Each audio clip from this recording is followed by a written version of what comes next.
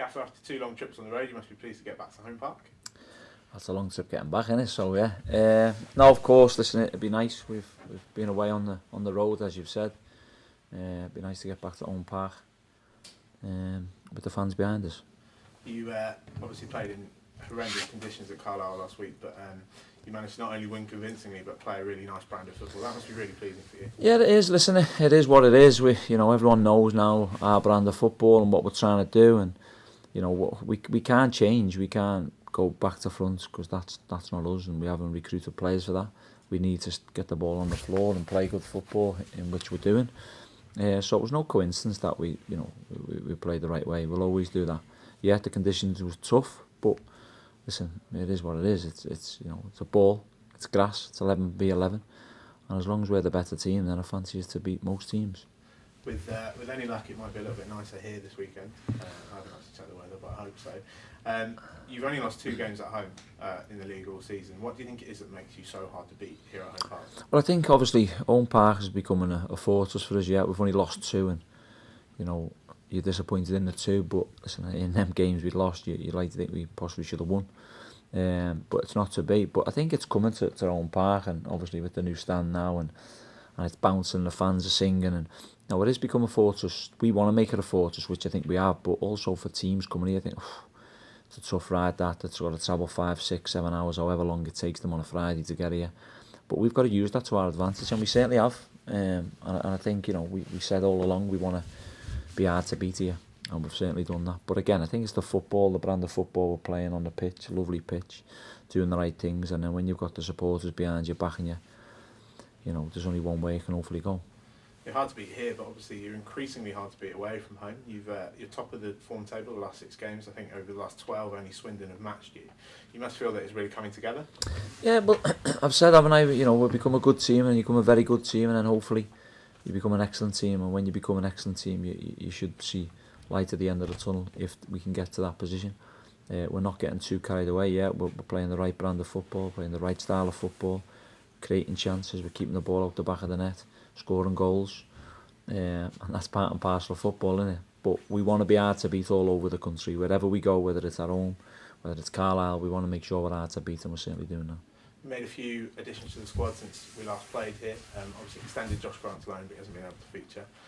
Tyreek and Ryan Hardy both hit the ground running. How good is that for you?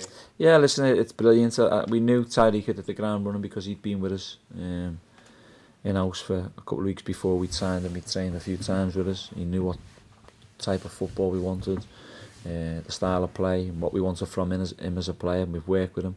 So that was no luck. He's come in and he's to be fair to the kid, he's listened and learned of what we want.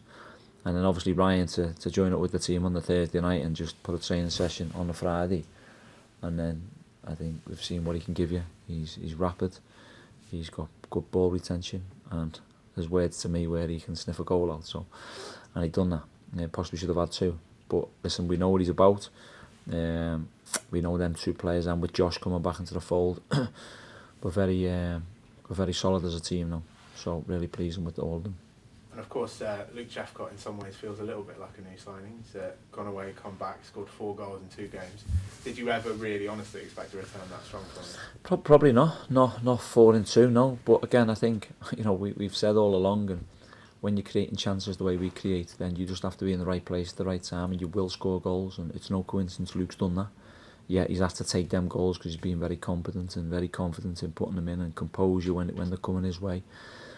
So really pleasing with him and his attitude. But yeah, he is like a new signing. So, potentially where we were looking for 2 strikers, we've only got 1, and that's all we need because Luke's come back from his loan at Truro, where he's been scoring goals, and he's like a new signing. But that's what we want him to do. So, again, a lot of credit has to go to Luke in terms of his desire and his commitment to come back and get in the team. He asked me a few weeks ago when he was on loan at Truro, what else does he need to do? I said, just keep doing what you're doing.